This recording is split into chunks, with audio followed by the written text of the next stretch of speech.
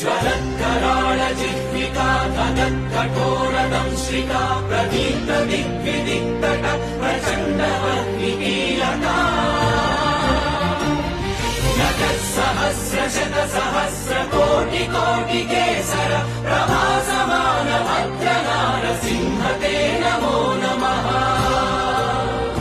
नारसिंह ते नमो नमः। ज्वलत्कराळजिह्विका धगत्कठोरदंश्रिका प्रदीप्तदिग्विदिक्तट प्रचण्डवह्निकीलका